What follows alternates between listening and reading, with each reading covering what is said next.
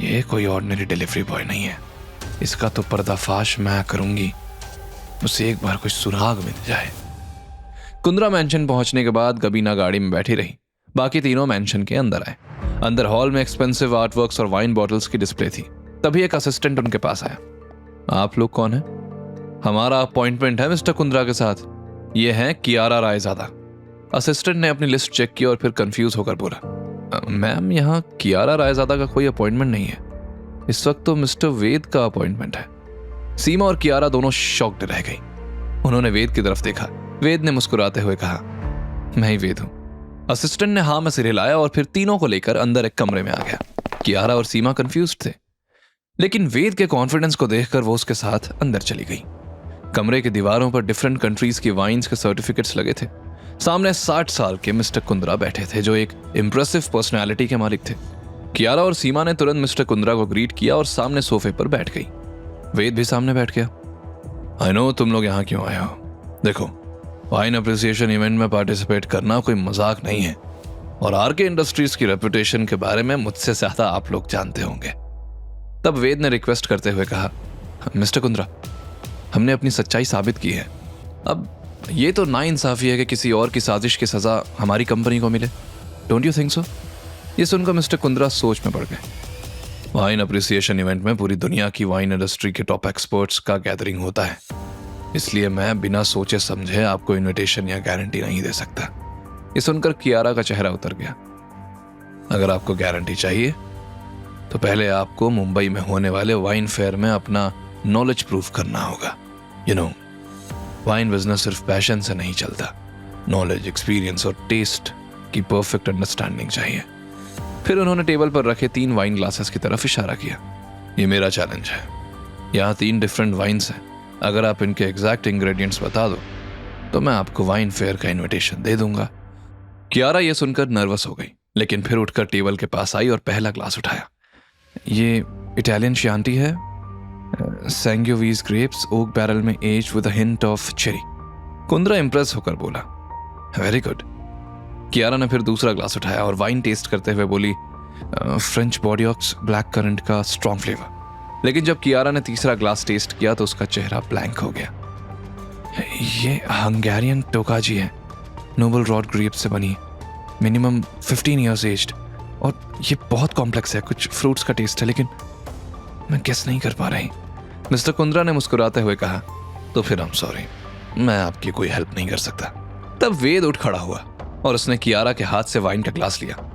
वेद, तुमने कहा था ना तुम वाइन नहीं पीते। वेद ने जवाब में कुछ कहा नहीं, और फिर उसने वाइन को पहले स्मेल किया। उसकी कुछ पुरानी यादें ताज़ा हो गई जो उसे तकलीफ दे रही थी। वेद को गुरु तेजस की टीचिंग्स याद आई। सिर्फ टेस्ट नहीं, स्मेल और ऑब्जर्वेशन से भी वाइन की पहचान होती है। थ्योरी काफ़ी है अगर कंसंट्रेशन सही हो। लेकिन उसने फिर भी खुद को शांत रखते हुए एक स्मॉल सिप लिया। उस वक्त उसके हाथ कांप रहे थे। यह उसका पहला प्रैक्टिकल एक्सपीरियंस था, लेकिन उसकी आंखें बंद हो गई, जैसे वो डीप कंसंट्रेशन में हो। उसे देखकर कुंद्रा मन में बोला, आज तक इस वाइन को बड़े से बड़ा एक्सपर्ट नहीं पहचान पाया। ये मेरा स्पेशल कलेक्शन है। वेद ने आंखें खोली। उसके चेहरे पर कॉन्फिडेंस था। वेद ने मिस्टर कुंद्रा की आंखों में देखकर कहा, जंगली शहद, चीकू और ऑरेंज पील का कॉम्प्लेक्स कॉम्बिनेशन। यह सुनकर कुंद्रा का मुंह खुला का खुला रह गया। वो अपनी चेयर से उठ खड़ा हुआ। इनक्रेडिबल, बहुत सही। आज तक किसी ने इसे सही से पहचान नहीं पाया था, लेकिन तुमने तो कमाल कर दिया। कियारा और सीमा वेद को ऐसे देख रही थी जैसे उसे पहली बार देख रही हो। तब कुंद्रा ने एक कार्ड पर साइन करने के बाद वेद की तरफ बढ़ाते हुए कहा, आप वाइन फेयर के लिए सिलेक्टेड हैं। ये रहा आपका इनविटेशन कार्ड। लेकिन एक बात याद रखना, वाइन फेयर में आपको अपनी वाइन इंट्रोड्यूस करनी होगी, पब्लिक को इम्प्रेस करना होगा, तभी आपको वाइन अप्रिसिएशन इवेंट का इनविटेशन मिलेगा। कियारा और सीमा को तो यकीन नहीं हो रहा था।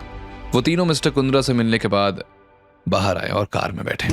सीमा एक्साइटेड होकर गबीना को सब बता रही थी। ये सुनने के बाद गबीना ने वेद को देखकर मन में सोचा, कल इसने मांझी भैया को हराया, आज वाइन एक्सपर्ट बन गया, कहीं ये कोई बड़ा धोखेबाज तो नहीं। गबीना और भी सस्पिशियसली वेद को देखने लगी। वहीं कियारा परेशान होकर बोली, वाइन फेयर के लिए तो प्रोफेशनल वाइन्स चाहिए होंगी, हमारी कंपनी की रेपुटेशन ऑलरेडी खराब हो चुकी है, अब मैं मिस्टर के को क्या मुंह दिखाऊंगी।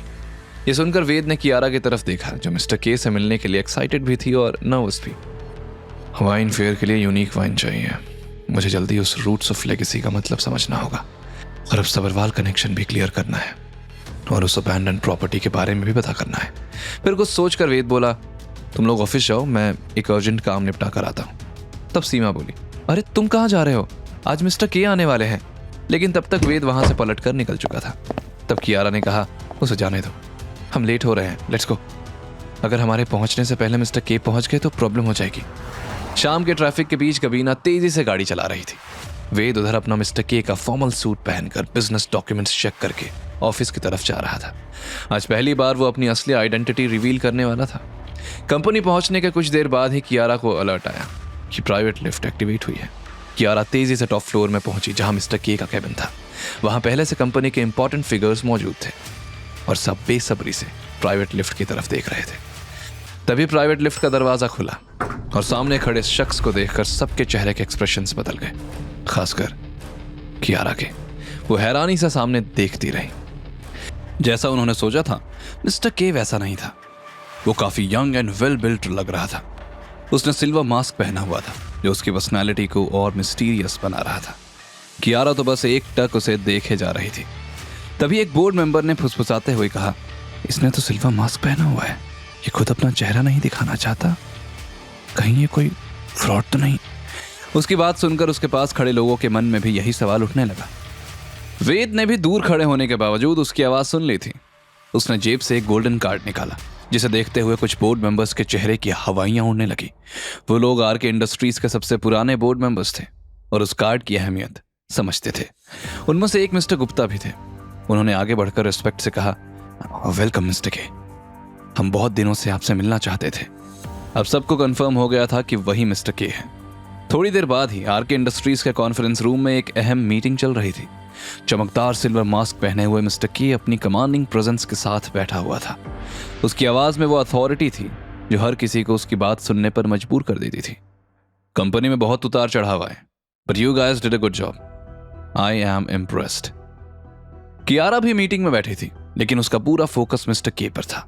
उसकी मिस्टीरियस पर्सनालिटी उसे किसी अजीब तरीके से अट्रैक्ट कर रही थी। तब मिस्टर गुप्ता बोले, मिस्टर के, कंपटीशन भी तेजी से बढ़ रहा है। सबरवाल ग्रुप अपने नए वेंचर्स के साथ मार्केट में अग्रेसिव अप्रोच ले रहा है।